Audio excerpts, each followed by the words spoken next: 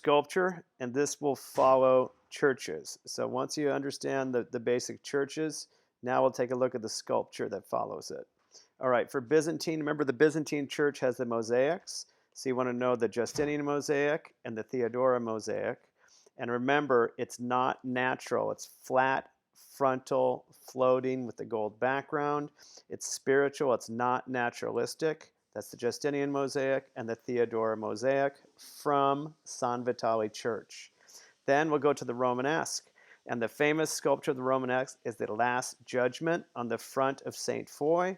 And remember, this is a very harsh, judgmental, scary work. It's Jesus. On the right are the blessed, on the left are the damned. And the message is, when you go in, to reflect upon, are you a good person? And then on the details, you could see the good on the right and the spooky and scary and the damned on the left. That's the Last Judgement on the front of St. Foy. Also in St. Foy is the reliquary. That's Foy, covered with gold and jewels. Remember, these are pilgrimage churches, so people will visit. They would bring jewels and put them on St. Foy. And on a pilgrimage church, you want to get closer to God. All right, we go to Chartres Cathedral. They have the great portal, the Royal Portal. And of course, Gothic will expand. So you take the single tympan of the Romanesque, and you have a triple portal here. It's the Royal Portal. It has Old Testament kings and queens.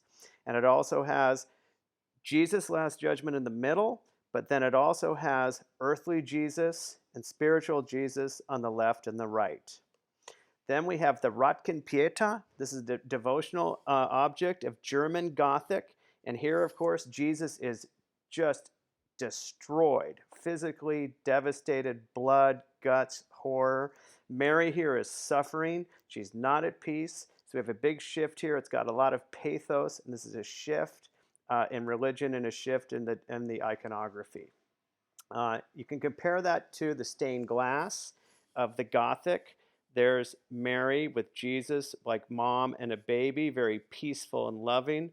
And the German Gothic is scary, and even Mary is scared here. So you always want to make connections between the peaceful Gothic, the scary German Gothic, and the scary Romanesque. And lastly, Alhambra doesn't have any sculpture. Okay, not too much sculpture. That's it. We'll do paintings next. Religious paintings.